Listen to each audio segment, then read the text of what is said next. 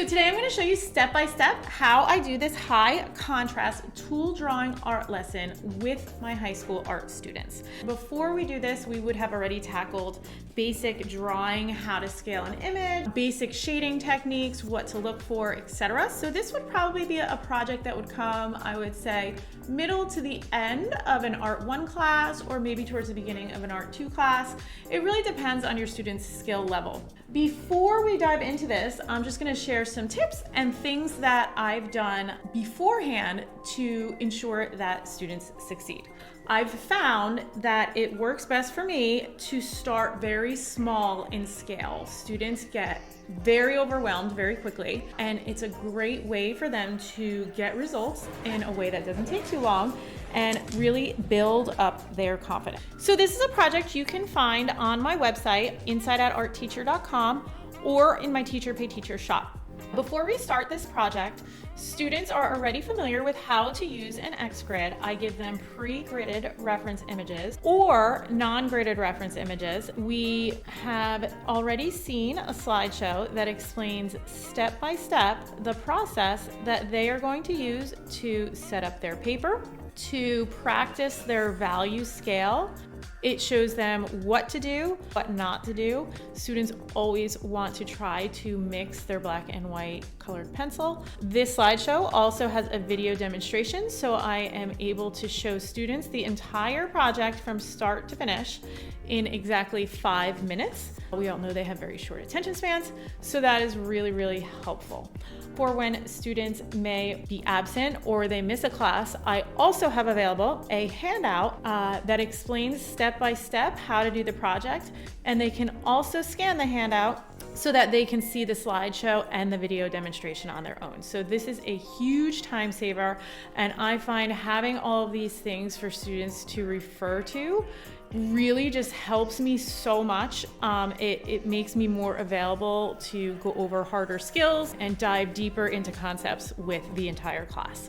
So let's get moving, and I'll show you step by step how we draw the tools. So the first thing we're going to do is we're going to begin with a light pencil sketch of our image. If you've watched any of my drawing videos, you will hear me say this over and over again, but before we start drawing the details, it's always a great idea to map out, and we have to be reminded of this often, even I forget sometimes, to not let ourselves get caught up in the details and figure out where everything goes before you get things like the curves and such. So I'm going to bounce around my drawing, and I'm really getting the biggest shapes in first. I'm not zooming in or honing in on any of these little tiny things. First, I'm finding the bigger shapes, and I'm using this X-grid here to help me line things up and really find at this stage just the location of everything. So it would be really easy to start really honing in and focusing on the details of everything here and not realize that I have the location wrong. So we always make mistakes and have something just a little bit off. So instead of looking at the way this curves, I'm going to focus on exactly where it is, and then I'm going to go back and I'm going to double check everything. So I'm going to speed this up, and then we'll come back to the drawing.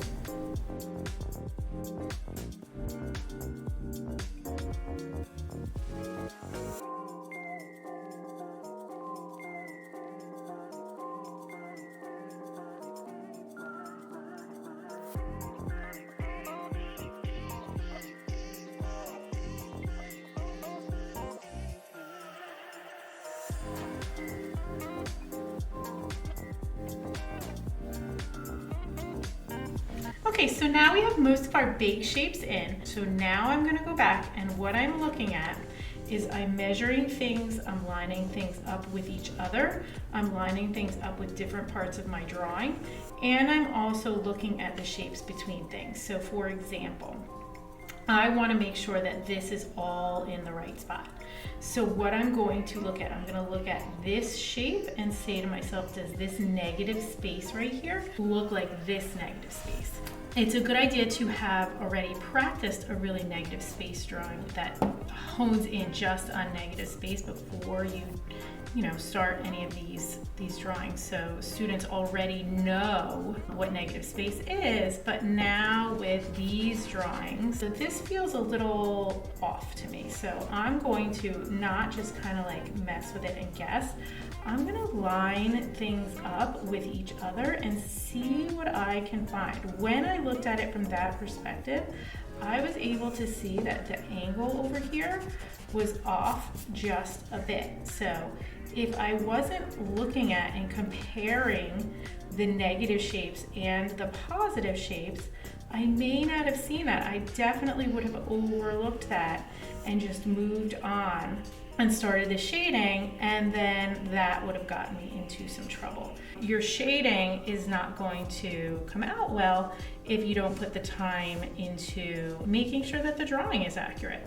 So I'm going to speed it up again, but I'm still noticing I have some things off here that I would not have noticed had I not gone back and double checked.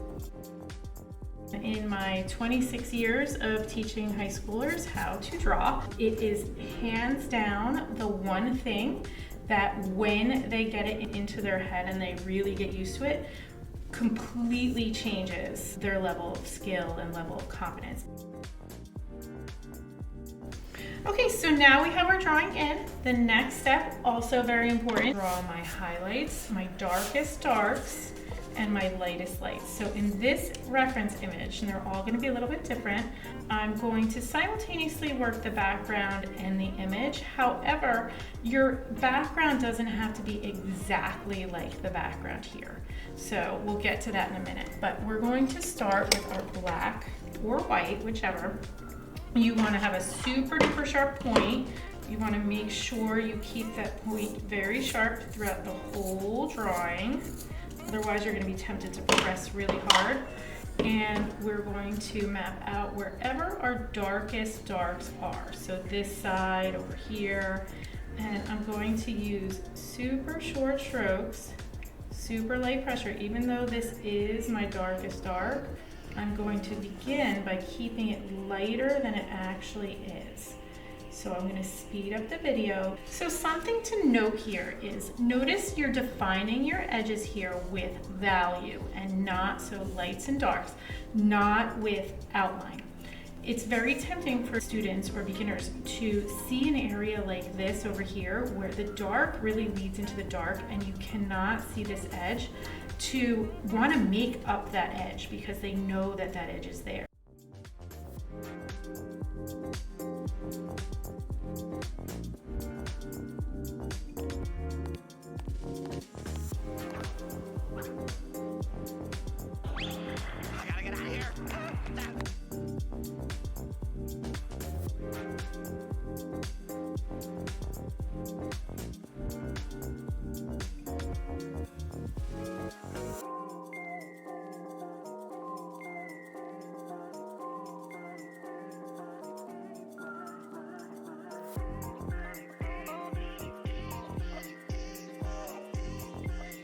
You want to just remind yourself, and if you're a teacher and you're doing this project with students, remind them, and they'll need reminding over and over again, that it's okay if an edge kind of blends into the background. Like, draw what you actually see, not what you know is there. So this is a really great example where you would want to start drawing what you know as opposed to what you actually see.